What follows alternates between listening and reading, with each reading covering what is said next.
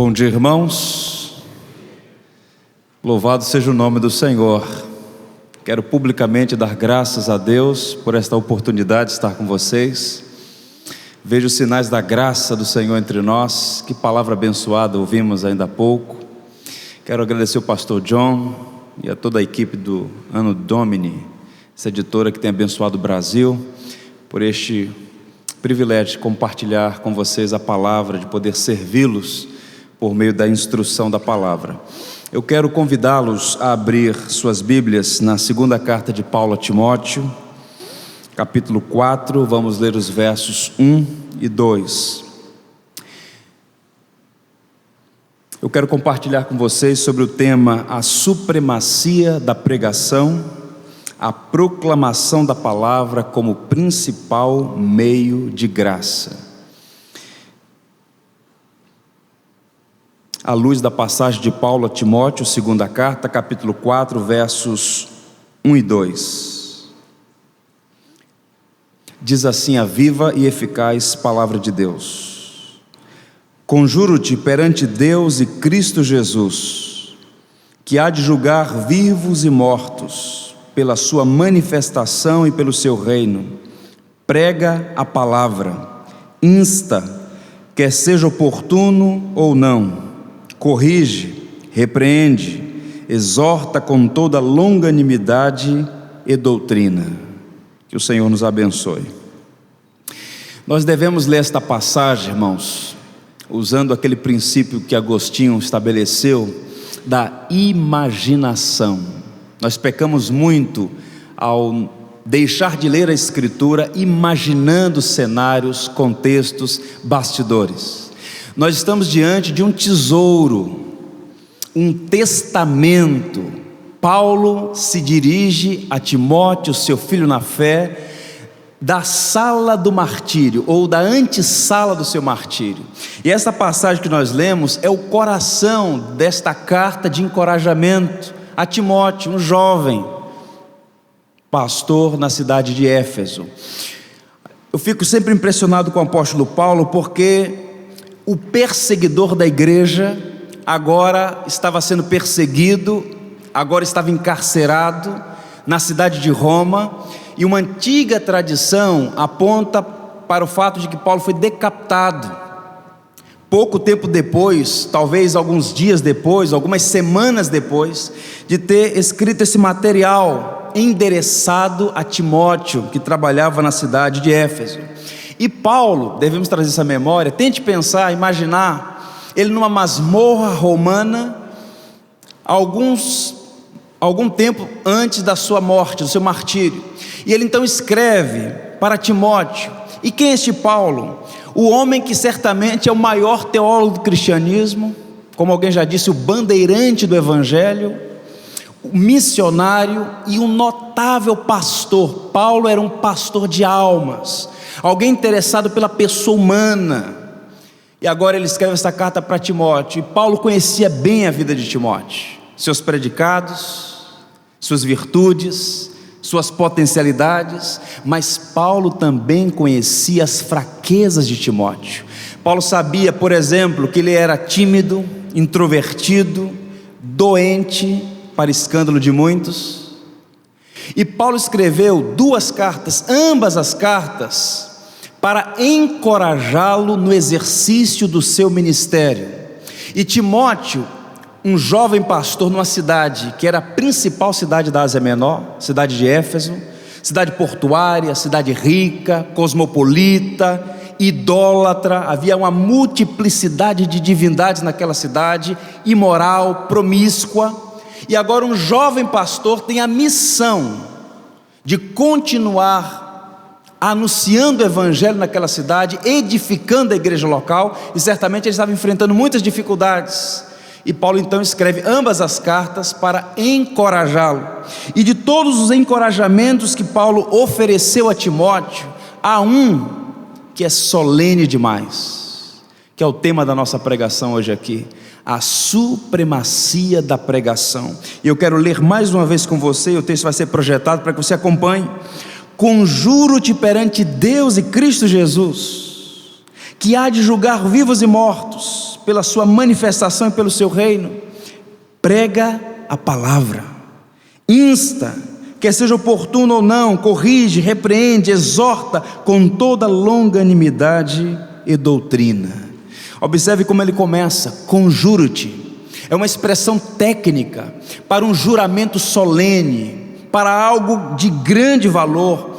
Paulo está dizendo: olha, eu testifico sob juramento, eu invoco a Deus, diante de Deus e de Jesus Cristo, que há de vir e julgar vivos e mortos. É diante de Deus que eu te ordeno: prega a palavra.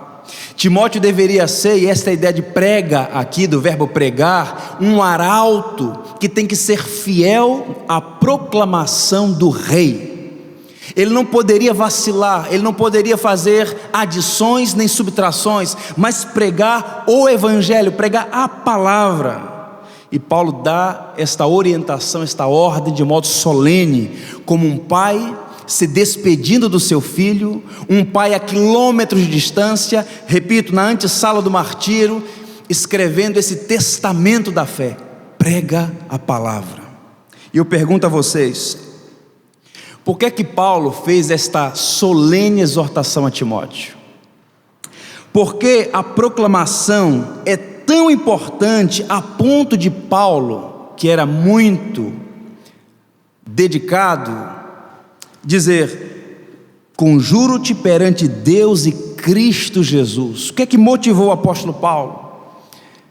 Eu vou evocar aqui a figura do John Owen, um dos grandes puritanos ingleses, chamado de o Calvino da Inglaterra, pela seguinte razão: o primeiro e o principal dever de um pastor é alimentar o rebanho pela pregação diligente da palavra de Deus.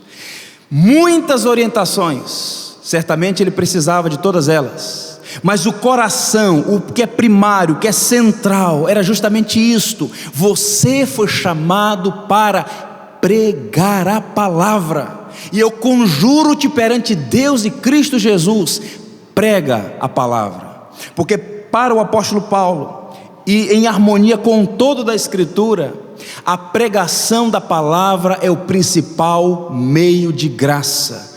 Não há possibilidade de pessoas serem convertidas ao evangelho, da igreja ser edificada, sem a exposição das sagradas escrituras. Se você atenciosamente fizer uma leitura dos anais da história do cristianismo, e aqui eu abro um parênteses para lhe dar um encorajamento: leia a história da igreja, conheça a rica, a bela história da igreja, que com páginas adversas certamente, mas que tanto nos enriquece, porque, como alguém já disse, é o registro dos atos redentivos de Deus, do Deus da providência. Quando a gente vai para a história da igreja, a gente aprende muito. E eu quero lhe mostrar aqui uma palavra de Stuart Olyott.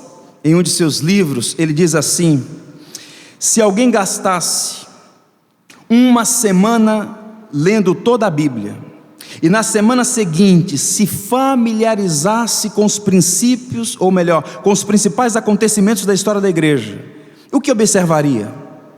Que a obra de Deus no mundo e a pregação estão intimamente ligadas. Onde Deus age, ali floresce a pregação. Em todos os lugares em que a pregação é menosprezada ou está ausente, ali a causa de Deus passa por um tempo de improdutividade. O reino de Deus e a pregação são irmãos siameses, que não podem ser separados. Juntos eles permanecem de pé ou caem. Em outras palavras, há uma estreita conexão entre a vitalidade da igreja e a genuína pregação do evangelho. Uma das razões pelas quais a igreja no Brasil padece de muitos males é porque falta pregação do evangelho. Não estou falando de ideias, de devaneios, de teorias. Eu estou falando do evangelho, da fé que foi entregue aos santos, pela qual nós devemos batalhar com diligência, como disse Judas. Há séculos atrás, um dos mais notáveis missionários da igreja, Henri Marty, passou aqui no Brasil, na cidade de Salvador. Ele falou em seu diário, escreveu que este país, o Brasil, era uma terra de muitas cruzes, mas poucas pessoas conheciam a mensagem da cruz. Muitas igrejas, muitas delas lotadas, mas se você questionar, perguntar, boa parte daqueles que se afirmam cristãos, qual é a principal doutrina da fé cristã, eles vão gaguejar. É um cenário de absurda ignorância, analfabetismo bíblico. Meus irmãos, eu dou graças a Deus, e digo isso diante do Senhor, dou graças a Deus por esta conferência, pois eu percebo aqui sinais da graça de Deus. Eu creio que Deus está levantando uma geração de gente comprometida com o Evangelho e com a glória do Redentor, gente que não quer viver na superfície, gente que quer aprofundar-se no conhecimento de Deus, não para ufanar-se, não para dizer que sabe, que pode, porque à medida que você conhece o Senhor, que conhece a sua palavra, como dizia meu avô, é como um pé de laranja, quanto mais frutos, mais se abaixam os galhos. O Lloyd Jones refutava o conhecimento que orgulha o homem, porque o verdadeiro conhecimento de Deus nos humilha, e a verdadeira teologia é aquela que nos quebranta, é aquela que nos molda, é aquela que nos transforma, é aquela que diz: ó, Deus tem misericórdia de mim. E nós precisamos disso. O que nós estamos assistindo é o que o doutor Albert Muller chamou de marginalização do púlpito. O que seria marginalização do púlpito? Eu tomo esta frase emprestada dele e vou sugerir 4 elementos que denunciam, ou que na verdade são resultado da marginalização do púlpito. Observe, o que eu vejo aqui? Um púlpito no centro. O que a história da igreja ensina? Nem sempre foi assim. O púlpito ocupa o centro, não é para o homem receber a glória. Há um valor simbólico nessa estrutura estética, porque a palavra deve ocupar a primazia. Por muito tempo o púlpito foi marginalizado, no sentido de que foi colocado de lado. E aí, naqueles momentos tenebrosos, as tradições humanas, o sincretismo, o paganismo, tantas coisas estranhas da nossa fé, a verdadeira fé evangélica, a fé da Escritura, a fé bíblica, foram incorporadas na igreja e a palavra posta de lado. Com o advento da reforma, que apesar das suas limitações e fraquezas, apesar das detrações dos acusadores, a reforma deu uma grande contribuição. E a primeira coisa que os reformadores magistrais fizeram foi colocar o púlpito no centro, para que o púlpito, para que a palavra fosse esse cetro por meio do qual Cristo governa a igreja. Sem a pregação do evangelho não há vida, não há santidade, não há genuína conversão, não há transformação da cultura. É a palavra, tudo feito pela palavra. A palavra escrita, a palavra viva que é Cristo, e a palavra proclamada, era o mote de muitos dos reformadores, dentre eles Lutero. Pois bem, vejamos quais são os resultados desta marginalização do púlpito. Primeiro, empobrecimento do culto cristão. Na estrutura do culto cristão, irmãos, existe 3 elementos fundamentais. Não precisamos buscar outros recursos, outros elementos, porque esses estão estabelecidos na palavra de Deus, ordenados por Deus: pregação da Escritura, canto congregacional e oração. E destes 3 elementos que compõem o culto cristão, a pregação é a coisa principal. Culto público de adoração sem pregação do evangelho não é apenas pobre, é falso. E muitos dos ajuntamentos dominicais Brasil afora é na verdade entretenimento, porque a palavra está sendo suprimida para dar espaço a futilidades. Não faz muito tempo fui pregar no aniversário de 25 anos de uma igreja. O culto começou às 18h30, terminou às 22 horas. Até às 21 horas, das 18h30 às 21 horas, foi canções, canções e canções. Só um grupo convidado cantou 14 canções. E aí o pregador ainda teve a coragem de dizer: bem, meus irmãos, agora vamos à parte principal, a pregação. Falei: como que é a principal? Se agora se tornou a azeitona ali, ó, na empada. Loucura, loucura completa. Quando a pregação não ocupa o centro no culto cristão, a palavra perde a devida primazia, e o que prevalece é o quê? Subjetivismo, antropocentrismo, sensacionalismo, paganismo e todo tipo de excentricidade. Porque se fôssemos abrir espaço aqui para que os irmãos compartilhassem o que tem visto por aí, olha, é muita loucura, irmãos. Nós somos ávidos, diligentes para condenar a idolatria das múltiplas religiões que compõem o cenário brasileiro, mas deixa eu lhe dizer uma coisa com temor: é idolatria cultuar falsos deuses, mas também é idolatria cultuar o verdadeiro Deus de maneira errada. O Deus que é digno de adoração estabeleceu o modo como ele deve ser adorado, e a adoração envolve também a leitura e a exposição da palavra. Precisamos recuperar o culto cristão, e quando o púlpito é marginalizado, a palavra é sucateada, suprimida. Uma das coisas que acontece é o empobrecimento do culto. Tem muita reunião que jamais deveria ser chamado de culto ao Senhor. Um outro elemento, o desfibramento moral da igreja. Se a pregação é o principal meio de graça, através do qual a igreja é santificada pela ação do Espírito Santo, onde não há pregação do Evangelho, a corrupção do coração é potencializada e se manifesta com maior força. O que é que santifica um coração empedernido pelo pecado? O que é que molda o nosso caráter? O que é que lança luz nas nossas trevas, como disse Davi? A palavra. E quando a palavra não é pregada, a corrupção do coração é potencializada.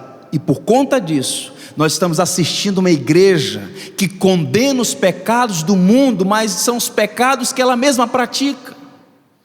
Uma igreja que está perdendo a sua autoridade. A autoridade da igreja não está na sua conta bancária, na estética dos seus prédios, nos títulos de seus pastores. A autoridade da igreja está no fato de que ela está vivendo na verdade. E a verdade não é uma teoria, a verdade é uma pessoa, é Cristo. Existem contundentes evidências que falta a essa geração de cristãos brasileiros integridade.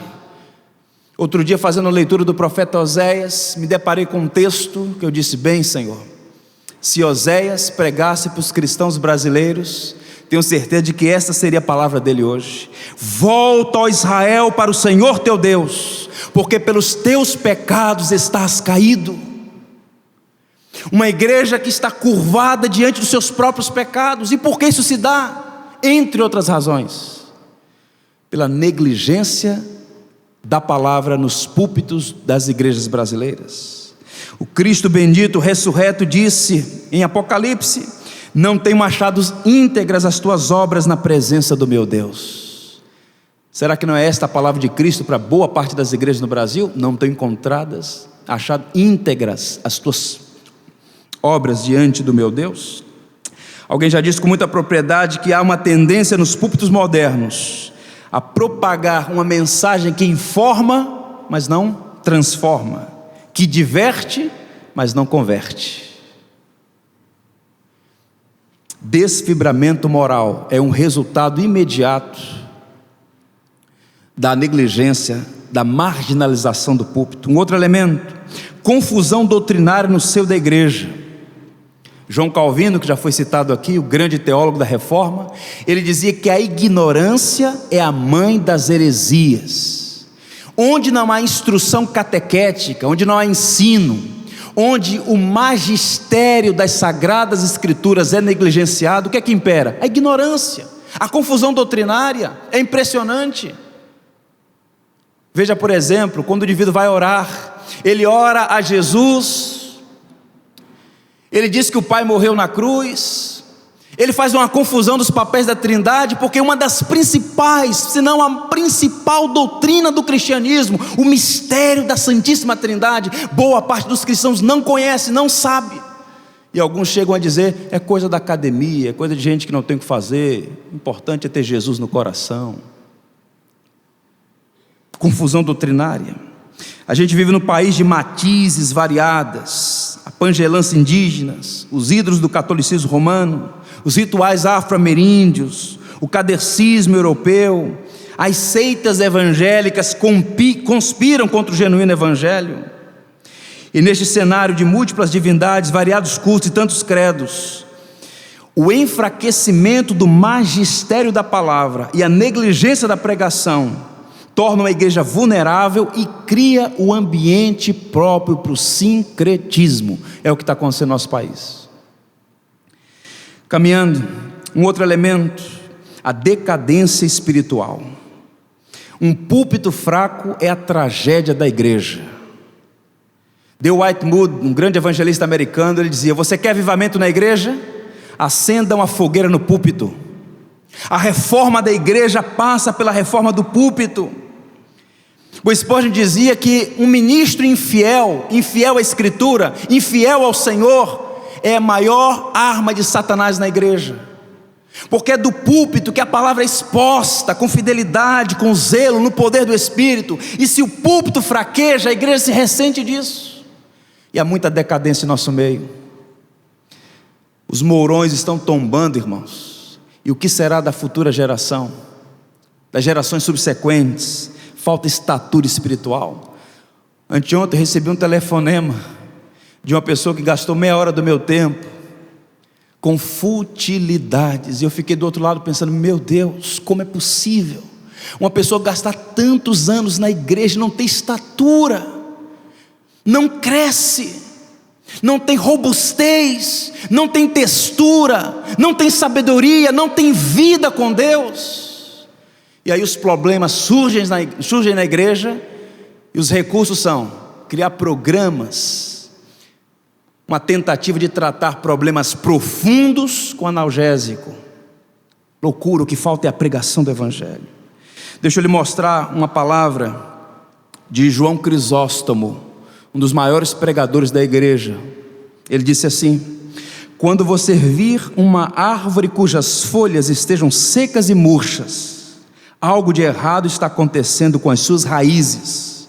Quando você vir um povo indisciplinado, sem dúvida, os seus sacerdotes não são santos, nem fiéis na pregação.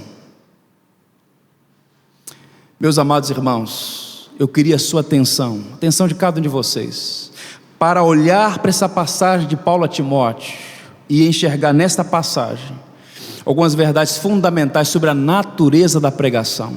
É possível que muitos de vocês aqui exerçam o ministério da pregação, que é algo sublime, é o principal meio de graça. Eu oro para que você reavalie, pense, reflita sobre o ministério da pregação, e ajude os seus pastores a exercer com excelência esse ministério. Muitas vezes se coloca uma carga muito grande sobre os pastores, e pesa sobre eles, sobre nós sim, mas muitas vezes a igreja é negligente, a igreja não entende a árdua tarefa de pregar o evangelho. Pregar expositivamente demanda muito tempo, muito trabalho, muito sacrifício. Pois bem, Richard Bach dizia: todos nós queremos ouvir boa pregação, pregação consistente, pregação no poder do Espírito, mas tal como pesa sobre os pastores, pesa também sobre a congregação se preparar para ouvir a pregação do evangelho. A igreja desaprendeu a ouvir pregação. Nessa sociedade audiovisual, muitas vezes você troca o canal.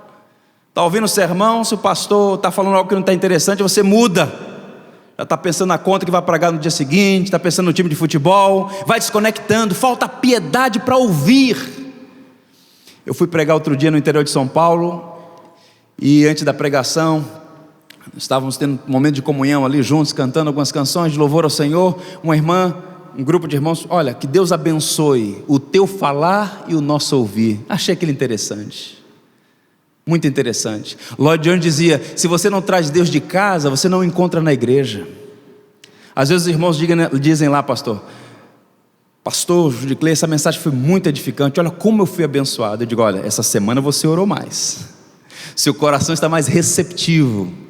Nós precisamos como igreja aprender a ouvir pregação, sermão, palavra que vem da parte de Deus. Mas o foco hoje aqui, repito, é a natureza da pregação.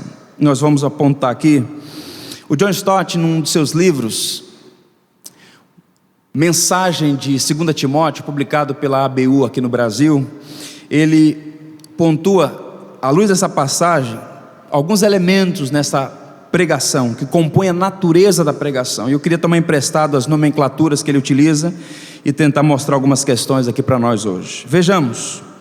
Primeiro, uma proclamação urgente. Prega a palavra, insta, quer seja oportuno ou não, corrige, repreende, exorta, com toda longanimidade e doutrina. O verbo instar não é comum a nós. Você já falou com alguém, usou esse verbo, usa no dia a dia? Não. Nem mesmo no grego clássico era um verbo usado de modo comum. Mas Paulo, sob a orientação do Espírito Santo, eu creio assim, ele sempre que ia escrever, selecionava as palavras que comunicavam com maior propriedade a mensagem. E ao empregar essa palavra aqui, Paulo está dizendo o seguinte, essa ideia aqui da passagem é assistir, estar de prontidão, estar disponível, e não somente alerta e zelo, mas o que Paulo está falando aqui é sobre a insistência na pregação e também sobre o sentido de urgência. Tanto é que na versão King James, o texto diz, prega a palavra, insiste, com urgência, a tempo e a fora de tempo. Ou seja, no entendimento do apóstolo Paulo, e esta é a orientação que ele está dando para Timóteo, a palavra tem que ter a supremacia. Prega a palavra, com senso de urgência. Você não está falando de teorias, de devaneios, de probabilidades. O destino de vidas está aí na pregação do Evangelho.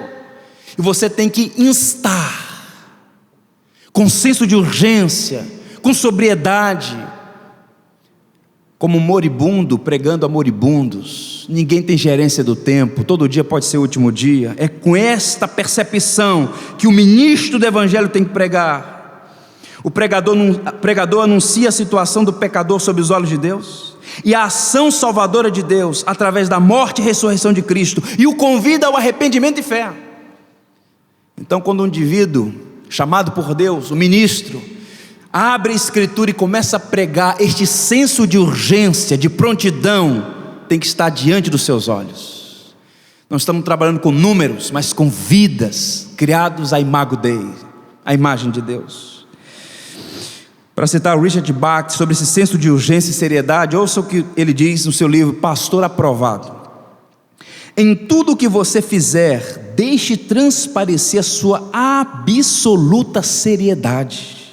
Você não conseguirá quebrantar o coração de ninguém com gracejos, nem contando histórias agradáveis ao ouvido, nem compondo um discurso pomposo. Ninguém abandonará as coisas de que mais agrada, que mais gosta, mediante uma solicitação sem profundidade, feita por alguém que parece não falar com convicção, ou que pouco se incomode se a sua solicitação será aceita ou não. O caráter da seriedade, do senso de urgência. Eu não sou contra, irmãos, o humor, muito pelo contrário. Eu acho que o humor tem o seu lugar. O problema são os exageros, os gracejos. Você não pode falar sobre o inferno rindo. Você não pode falar sobre a ação de Satanás, sobre a vida da igreja rindo. Tem que ter seriedade. Seriedade. Há um pregador na Escócia, houve um pregador na verdade, chamado Robert Murray McCheyne. Foi o maior pregador da Escócia no século XIX. Morreu cedo, morreu jovem, mas no curto espaço de tempo em que ele exerceu seu ministério, ele sacudiu à Escócia, numa cidadezinha na costa. Pouco material sobre ele foi preservado, mas alguns extratos de seus sermões, belíssimos sermões. Martyn Lloyd-Jones, que já foi citado aqui, ele tinha muito apreço pelo McCheyne.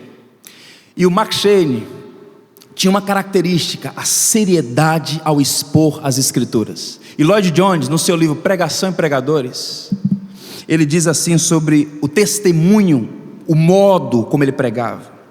É o comentário geral, que quando aparecia no púlpito, mesmo antes de dizer alguma palavra, o povo já começava a chorar silenciosamente. Por quê? Por causa deste elemento de seriedade. Todos tinham absoluta convicção de que ele subia ao púlpito, vindo da presença de Deus e trazendo uma palavra da parte de Deus para eles. Repito, reitero, eu não sou contra o humor. Sou fã de Spurgeon, por exemplo. E ele foi muitas vezes acusado de fazer muitos gracejos. O Spurgeon, certa vez pregando a igreja, disse: tem alguns teólogos por aí que dizem não crer na existência do diabo, que eu acho estranho como é que um filho não acredita na existência do pai. Uma coisa é você ser gracioso, outra coisa é ser palhaço, é faltar com a seriedade na proclamação do Evangelho. Posso dizer uma coisa? A maior necessidade na atual conjuntura brasileira, o maior desafio dos pastores, não é fazer a igreja rir, mas fazê-la chorar. Chorar pelos seus pecados, chorar pelos pecados de seus filhos, chorar pelos pecados da nossa nação. Precisamos de homens que preguem o Evangelho com seriedade, senso de urgência, com disposição, disponibilidade.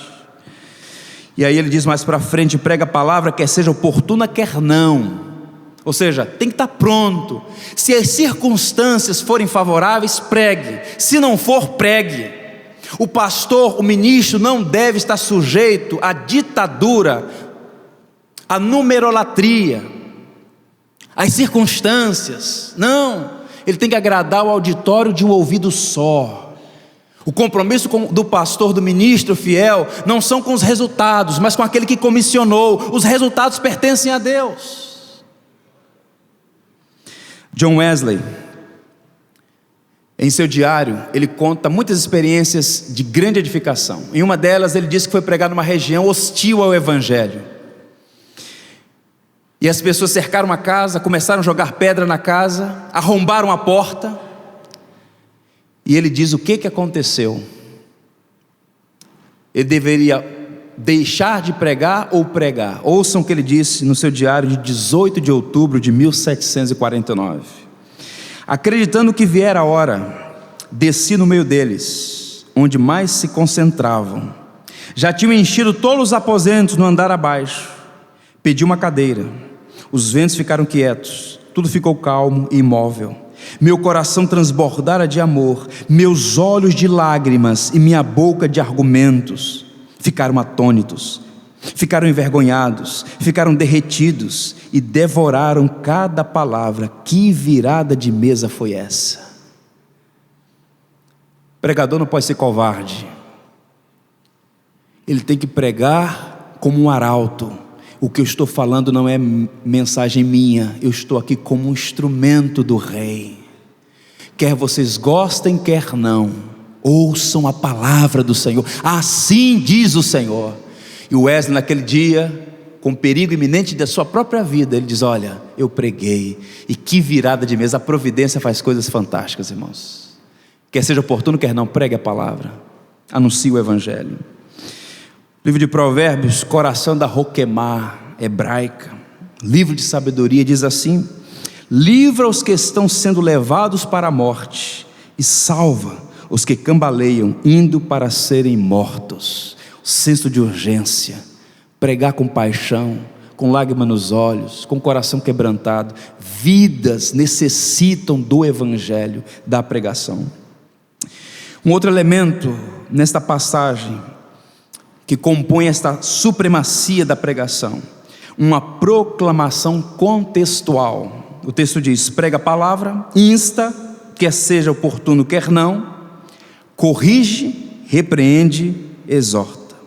O arauto, segundo Paulo aqui, ele deve corrigir, repreender e exortar. O que Paulo está pontuando aqui para Timóteo é que há uma variedade no tom, no conteúdo da pregação.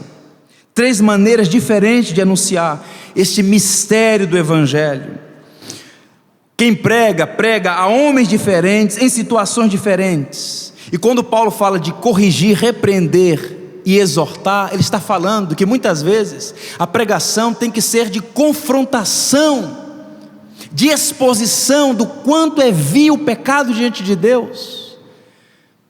A mensagem edifica, ela repreende, ela confronta, mas também exorta. E a palavra exortar aqui dá a ideia de consolar. E o pastor, como já foi dito aqui na primeira mensagem, ele tem que fazer esta exegese do mundo, da sociedade, da própria igreja, para que haja esta variedade. A mensagem tem que cumprir a sua vocação: repreender, edificar, consolar. O John Stott, falando sobre isso, achei muito interessante sua palavra. O pregador deve lembrar-se disso e ser hábil no uso da palavra. Ele deve usar argumentos, repreensão e apelo, o que vem a ser quase uma classificação de 3 abordagens: intelectual, moral e emocional. Ou seja, o pastor, o ministro, aquele que prega, tem que ser como Amós: boca de profeta e coração de pastor. Ele tem que repreender e consolar, tem que ter querigma e didaquê. Ele tem que ter esta percepção da real necessidade da congregação. Warren Wiersbe, um grande pregador também expositivo, disse assim, comentando esta passagem: se condenarmos sem oferecer qualquer remédio, colocaremos mais fardo sobre as pessoas. Se encorajarmos os que devem ser repreendidos, vamos ajudá-los a pecar. A pregação bíblica deve ser equilibrada. Já foi dito aqui sobre os puritanos ingleses, e nós precisamos estudar mais sobre eles. Eram notáveis, imperfeitos, mas notáveis, sobretudo na devoção, na teologia. E eles tinham entre eles, o círculo de pregadores puritanos, de vários períodos, um mote muito interessante. Eles diziam que o propósito da pregação é tranquilizar o perturbado e perturbar o tranquilo. O indivíduo entra na igreja, ele está numa vida miserável, longe de Deus, desviado dentro da casa do Pai. Ele está ouvindo a pregação, mas ele está tranquilo, ele acha que está tudo bem, tudo normal. Esse indivíduo que entrou tranquilo tem que sair perturbado. A graça só cura, irmãos, aqueles que foram ofendidos, golpeados pela espada da lei. E o ministro tem que repreender para que pessoas sejam golpeadas pela lei e busquem cura, refúgio no Evangelho. Outros entram na igreja perturbados, aflitos por pecados passados, pelos quais já confessaram e pediram perdão, mas eles estão angustiados. Esse indivíduo precisa ouvir o quê? Que o sangue de Cristo é suficiente para pagar toda iniquidade, que a graça de Deus é maior que a nossa transgressão. Esse indivíduo precisa de alívio para a sua alma, e o pastor, cabe a ele, sob a direção do Espírito Santo de Deus, dosar a mensagem, de modo que ela tenha um caráter exortativo, consolador, mas também confrontador, repreensivo, no sentido de chamar homens e mulheres ao arrependimento. Que assim seja, meus irmãos. Há corações que são duros como uma rocha, devem ser repreendidos. Há pessoas com dúvida, atormentadas pela culpa, precisam receber graça, paz, perdão. Eu sei que nem sempre é fácil. Eu pastoreei como auxiliar aqui na Igreja Batista do Jardim Botânico por 6 anos. Fizemos um trabalho no Morro Dona Marta, um trabalho que lá está até hoje, transformando aquela comunidade com o Evangelho.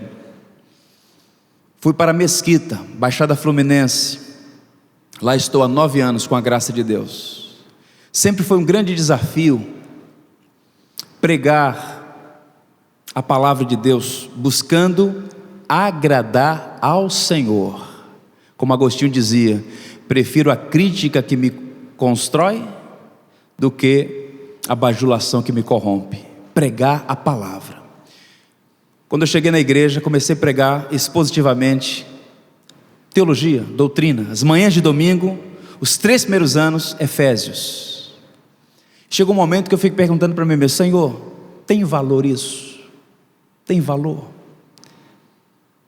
Eu saí no período de férias, voltei, a igreja estava reunida no retiro, e aí um casal me procurou e falou: pastor, eu queria conversar com o irmão. Eu falei: pois não. Nos reunimos, e a jovem, 2 irmãos queridos da nossa igreja, falou: pastor, eu queria lhe agradecer pela pregação do evangelho, das doutrinas bíblicas que estão sendo ensinadas no púlpito da nossa igreja. Quando eu estava indo para o hospital, com sangramento, perdendo nosso filho, o que nos sustentou foi a doutrina da soberania de Deus, o mistério da providência. No céu está o nosso Deus, e tudo faz como lhe agrada. Muitas vezes os pastores ficam temerosos, achando que não dá resultado. Meus irmãos, nós não podemos ser mais sábios do que Deus. Se é para pregar a palavra, pregue a palavra, os resultados pertencem a Deus. E estudos indicam que as igrejas que mais crescem com consistência, com fibra, com estatura, são as igrejas que pregam a palavra. Porque show pirotécnico tem de sobra, mas pregação do evangelho, há muita gente andando quilômetros e quilômetros da sua casa para ouvir a palavra que vem do Senhor. Pregue a palavra. Um outro elemento, uma proclamação paciente. Prega a palavra, insta, quer seja oportuno ou não, corrige, repreende, exorta com longanimidade, longo ânimo. Observe que é interessante aqui o paradoxo, que Paulo apresenta.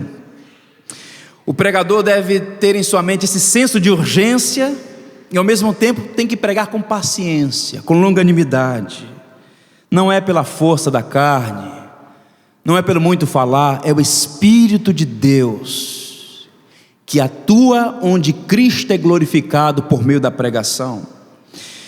Deixa eu lhe mostrar uma proposição bem interessante. Crescimento é metáfora biológica e não aritmética. Essa expressão é do escritor Eugene Peterson. Há um movimento de crescimento de igreja no Brasil que provocou mais males do que bem. E um dos males é o pragmatismo. Não é a verdade que importa, é o que dá certo.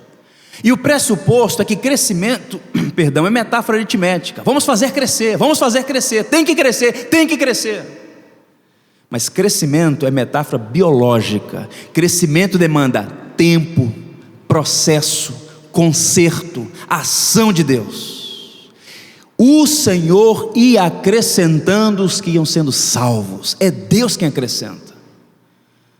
A igreja tem que ser fiel à pregação. Ela tem que fazer a leitura do contexto da cultura, tem que fazer exegese do mundo, pregar com fidelidade, mas, se necessário, usando metodologias variadas, mas sendo fiel, invariavelmente fiel à pregação, à palavra. Mas crescimento é metáfora biológica, demanda tempo, processo. Quando pensamos em crescimento da igreja, não podemos perder de vista, repito, que demanda tempo, paciência, investimento. O pastor precisa ter paciência, muita paciência. Deixa eu lhe mostrar a história de um homem que para mim é um ícone de perseverança. Adoniran Judson, um homem que perseverou, um homem que foi até o fim. Ele nasceu no século XVIII, nos Estados Unidos, numa família cristã, foi instruído na fé. Há estudos que indicam, notas biográficas, de que ainda em tenridade ele memorizava, ou tinha de memória várias passagens do saltério, catecismos, até que seu pai falece, e aquilo o choca profundamente. Ele vai para a universidade já com a sua fé combalida, e lá ele começa a receber os postulados das teses iluministas vindo da Europa, e ele então chega para sua mãe e diz: olha, eu não creio mais em Deus, para mim tudo isso aí é firula. E a mãe começa a orar: meu filho, um dia Deus vai te dar um novo coração, capaz de contemplar a glória de Cristo. E a mãe começou a orar, e aconteceu. Ele se converteu ao Evangelho, e começou então a buscar: Senhor, qual é a tua vontade? Ele começou a refletir sobre o caráter transitório da vida. Lendo Tiago, a vida é como uma neblina. Lendo o Saltério, todos os nossos dias são como um palmo. É tudo tão rápido, é tudo tão fino, tudo tão frágil. Não vale a pena viver para nós mesmos. Cedo ou tarde vamos cruzar os portões da eternidade e encarar o Redentor face a face. Só vai valer a pena, só haverá alegria indizível, cheia de glória, como disse Pedro, se a nossa vida for vivida para a glória do Salvador. Ele falou: eu quero a tua vontade, Senhor. Ele então foi desafiado a ser um missionário no exterior, e ele então pediu a sua esposa em casamento, a sua noiva, com a seguinte palavra: me dê a sua mão em casamento e venha morrer comigo pela causa do Evangelho. Eu não sei se muitas irmãs aceitariam esse convite, né?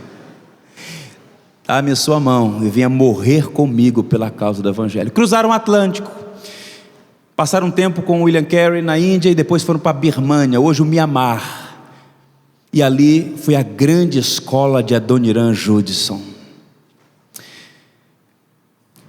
Primeiros 7 anos para aprender a língua, uma das mais difíceis do mundo, mais 6 anos para batizar o primeiro convertido. Observe que é perseverança. Sepultou a primeira esposa, fruto de uma doença terrível. Sepultou a segunda esposa, sepultou filhos. Nós não temos como mensurar a dor de um pai sepultar o seu filho, seus filhos. Aquele homem experimentou isso, mas perseverou, com longanimidade pregou, traduziu a Bíblia para a língua, catecismos, gramáticas. E depois de 20 anos, sem jamais voltar à sua terra, aquele homem havia batizado 7.000 pessoas e fundado mais de 160 igrejas. É um dos países na Ásia onde há mais cristãos, porque um homem disse: Senhor, eu quero perseverar no caminho do Evangelho. Eu fico impressionado com este Evangelho micro-ondas. Os homens querem programar Deus, estabelecer a hora de Deus, como vai ser. É a taxocracia, a ditadura da pressa. Meus irmãos, sejamos pacientes, perseveremos no caminho. Hebreus 12:1 diz: portanto também nós, visto que temos a rodear-nos tão grande nuvem de testemunhas, desembaraçando de todo o peso e do pecado que tenazmente nos assedia, corramos com perseverança a carreira que nos está proposta. Correr com perseverança, paradoxo. Correr sugere pressa, perseverar sugere vá na cadência de Deus. Mas esse é o paradoxo. Timóteo, pregue com urgência, mas tenha paciência. Quem sabe o que é isso? Aqueles, como foi dito aqui, se ajoelham diante do Senhor da seara: Deus me ensina a correr com perseverança. Por fim, tem que ser uma proclamação inteligente. Prega a palavra, insta, quer seja oportuno ou não, corrige, repreende, exorta com toda longanimidade e doutrina. A pergunta que esse texto impõe é a seguinte: o que é que Paulo quis dizer sobre pregar com doutrina? No século XIX, o grande paladino da ortodoxia, da teologia, embora com algumas fraquezas certamente também, foi o Charles Dodge, da Universidade de Princeton, seminário. E ele popularizou uma distinção entre querigma e didaquê. Querigma, para Dodge, é a proclamação aos descrentes, com um apelo ao arrependimento. E o didaquê é a instrução doutrinária ética dos convertidos. Didaquê é a palavra empregada por Paulo aqui, é a ideia de ensinar a escritura, de instruir, de falar a verdade, de instrução. E isso deve ser feito com inteligência, ou como disse alguém, o Eugene Peterson, na sua paráfrase da Bíblia, né, a mensagem, usar uma linguagem compreensível. O pastor tem que ter esta habilidade que é dada por Deus, e que ao mesmo tempo ele tem que ser diligente em buscá-la. Pregar ensinar, catequizar de modo inteligente, compreensível. O John Stott, para mais uma vez citá-lo aqui, brilhante professor, diz assim: o ministério pastoral cristão é essencialmente um ministério de ensino, e é por isso que se exige dos candidatos ortodoxia na fé e aptidão para o ensino. Existe uma necessidade crescente, especialmente em vista do contínuo processo de urbanização e da elevação dos padrões de educação, dos ministros cristãos desenvolverem nas megacidades do mundo um ministério de pregação com exposição bíblica sistemática para pregar a palavra com toda doutrina. Não dá para ficar na superfície, as perguntas, os dilemas. Vivemos numa sociedade com grandes dilemas. A juventude, a igreja, os desafios são enormes, e o pastor precisa estar preparado, não que ele tenha que ter todas as respostas, mas ele tem que estar habilitado para ensinar com propriedade, com inteligência, de modo compreensível o evangelho, neste mundo onde um robô dá piripaque em Marte e os homens consertam daqui. Este mundo de tanta tecnologia, de tantas crises morais, éticas, tantas questões, é preciso falar com propriedade. E um dos grandes desafios da proclamação é esta comunicação com profundidade e clareza. Complicar o que é simples, qualquer um pode fazer, disse alguém. O desafio é tornar simples, compreensível aquilo que é difícil. Eu vejo com reservas quem diz assim: estão enfeitando demais o pavão. A palavra é uma coisa simples, a teologia complica tudo. Pois bem, ouçam o que disse Pedro. Paulo escreveu coisas difíceis de entender, que os réprobos torcem e corrompem. Se Pedro, apóstolo, disse que é difícil de compreender, quem pode dizer que é fácil? Há questões adversas, aporias, e demanda então estudo, exaustão, leitura, para que torne então, tente simplificar, apresentar de modo compreensível para a congregação. Um pregador disse assim: pregar a verdade de Deus exige sacrifício, estudo, esforço. Os seus diamantes não ficam expostos na superfície para serem colhidos como flores. Sua riqueza só é descoberta mediante trabalho preparatório, árduo, intelectual e espiritual. A gente vive numa região, ou num contexto latino-americano, onde só se dá valor ao trabalho braçal. O indivíduo passa na porta do gabinete: cadê o pastor? Está orando, está fazendo nada. O que é que o pastor está fazendo? Está estudando, está lendo um livro, está fazendo nada. Se você pensa assim, experimenta no próximo domingo fazer uma exposição sobre a Trindade, de modo que as pessoas compreendam, que as pessoas sejam compreensíveis. Não é que vão absorver todo o mistério, mas que seja compreensível o que você está dizendo. Não dá para baixar sermão no sábado à noite. Tem que estudar, estudar e estudar muito. Ou como disse alguém, os antigos: estude até morrer e ore até reviver. Demanda muito tempo. Não podemos abrir mão e aderir ao fideísmo, esta fé cega. Estava no seminário, e um rapaz do interior disse: olha, está complicando demais. O debate era sobre a união hipostática de Cristo, o Cristo que é plenamente Deus e plenamente homem. Está complicando demais isso aí. A fé é simples e ela é incompreensível. Quem aqui pode explicar como é que uma vaca preta come grama verde e dá leite branco? Isso é fé, meus irmãos, ninguém entende. Tertuliano, que disse que creio porque é absurdo, ele contribuiu muito com a igreja, mas nesse momento ele falhou. A ideia de crer no absurdo, a fé de Kierkegaard, o salto no escuro. Fé não é saltar no escuro, irmãos. Fé é confiar na palavra, é dar passos na luz da palavra, na promessa. E esta fé bíblica, ela está ancorada na Escritura, e ela precisa ser apresentada com inteligência, de modo compreensível. E isso demanda tempo de estudo, reflexão. Ajude os seus pastores. Não fica mandando o pastor ir para o mercado comprar batata para fazer o almoço no domingo. Deixa o pastor estudar. Quer dar um presente bom para o pastor? Dê livros. E fala: pastor, como é que o seu irmão achou desse livro? Lá na igreja eu falei: para de negócio de gravata, de calça, meu irmão, se quer me abençoar, me dê um livro, vai me fazer muito feliz. E mesmo que não for tão ortodoxo, tem uma prateleira na minha biblioteca, Heréticos, aí eu coloco lá. Ajuda. Caminhando para o final, Jay Adams disse assim: boa pregação exige trabalho árduo. De tanto ouvir sermões e falar com centenas de pregadores sobre a pregação, estou convencido de que a principal responsabilidade pela pregação pobre dos nossos dias é do fracasso dos pregadores em dedicar tempo adequado e mais empenho e energia na preparação dos seus sermões. Quanto tempo demora um sermão para ser preparado? Há um professor nos Estados Unidos que ele estabeleceu uma regra que muitos acham impraticável, mas eu acho pelo menos interessante.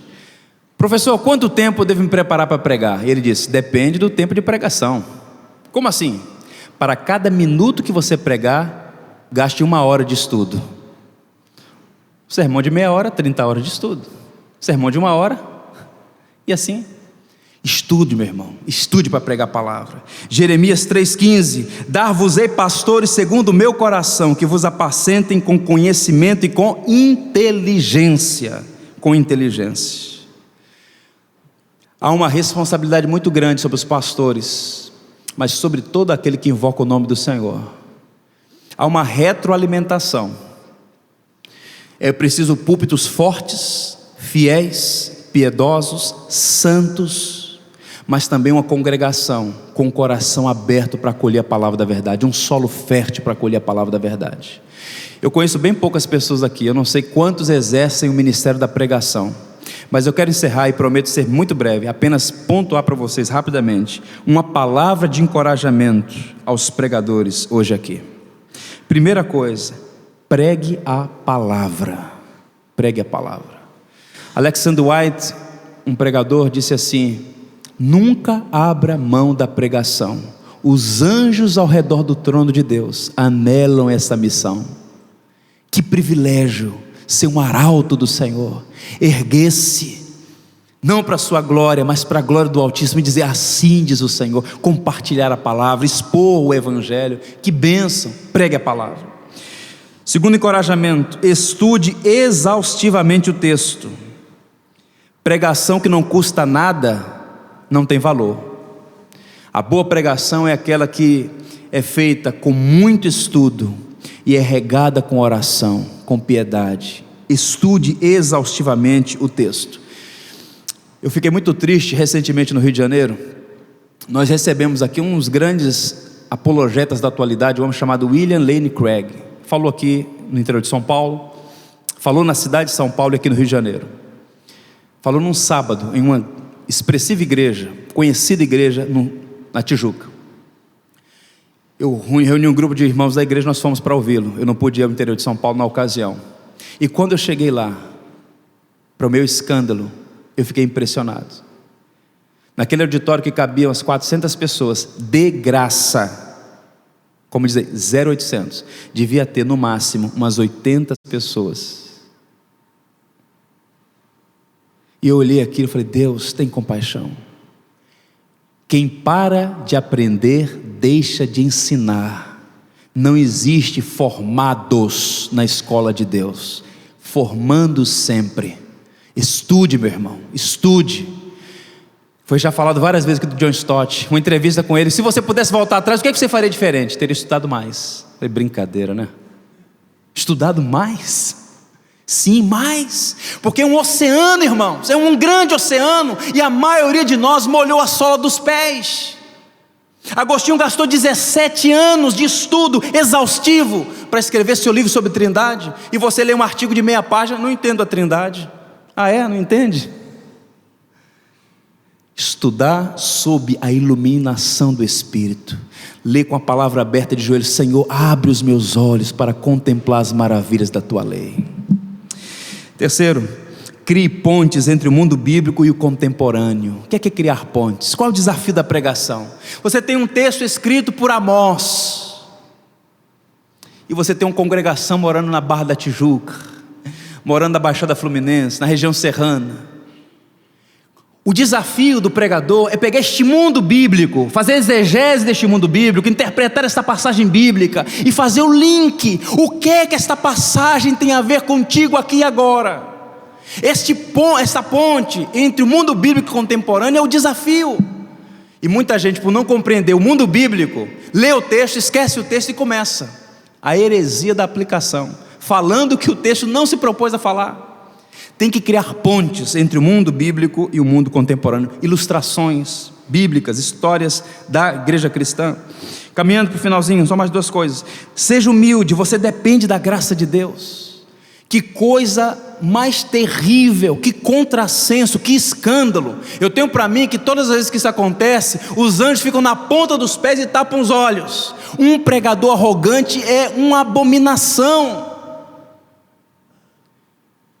Tem que ser com a graça, na dependência da graça. Se o Espírito não infundir vida, é discurso teológico, porque é o Espírito que pega uma palavra, muitas vezes simples até, e opera no coração da igreja, e você vê os frutos. É o Espírito atuando. Não é persuasão, não é habilidade. Púlpito não é vitrine das habilidades humanas. É um momento onde um homem diz: Senhor, tem misericórdia, esse desafio é grande demais, me usa para a tua glória. Eu fiz a minha parte, eu estudei, eu orei, mas eu não posso nada se o Senhor não me sustentar. Há muita conversão fabricada, mas a conversão que o Espírito opera onde a palavra é pregada, onde Cristo é glorificado, onde o pregador sobe dizendo: Senhor, tem misericórdia de mim, me sustenta com a sua graça. O Mark Shane, que eu disse há pouco, o pregador escocês, escreveu uma carta para um missionário amigo dele na Alemanha. Da Escócia foi para a Alemanha, e ele disse nessa carta para o seu amigo, essa carta foi preservada, muito linda a carta. Ele disse: olha, não são tanto os talentos que Deus abençoa, mas a semelhança com Cristo. Um ministro santo é uma grande arma nas mãos de Deus. E uma das características da santidade é humildade, simplicidade, nada de arrogância. E por fim mesmo, irmãos, ore invocando a presença do Espírito Santo. Oh, meus irmãos, como nós precisamos ser cheios do Espírito Santo. A pregação é lógica em fogo. Lógica em fogo. Quando você prega uma mensagem substanciada na razão, inteligente, cognitiva, ancorada na verdade, e o Espírito vem agora e faz daquela palavra uma labareda, fogo que incendeia corações. É o que está faltando nos nossos púlpitos: luz e fogo. O John Wesley dizia aos seus alunos: ou você coloca fogo no seu sermão, ou seu sermão no fogo. Não vale nada se não houver o poder do Espírito. O último verso que eu quero ler nesta manhã, eu queria que você lesse comigo, se possível. Porque o nosso Evangelho não chegou até vós tão somente em palavra, mas sobretudo em poder, no Espírito Santo e em plena convicção, assim como sabeis ter sido o nosso procedimento entre vós e por amor de vós. Não é só palavra, é o poder do Espírito sobre a palavra. Que assim seja para a glória de Deus. Alguns anos atrás, eu tive a oportunidade de conhecer a Inglaterra. Amo história e foi um grande privilégio. E visitando aquelas igrejas todas, como eu pude aprender? Em uma igreja no interior, há uma placa na sacristia daquela igreja, com um texto que eu percebo que deve ser a oração de todo pregador, e eu queria ler para você. Quando eu estiver proclamando tua graciosa salvação, ó, vem dominar meu coração, e quando todos estiverem maravilhados com a palavra de Jesus, esconde-me então atrás de tua cruz. Que assim seja, irmãos, para a glória de Deus. Senhor os abençoe.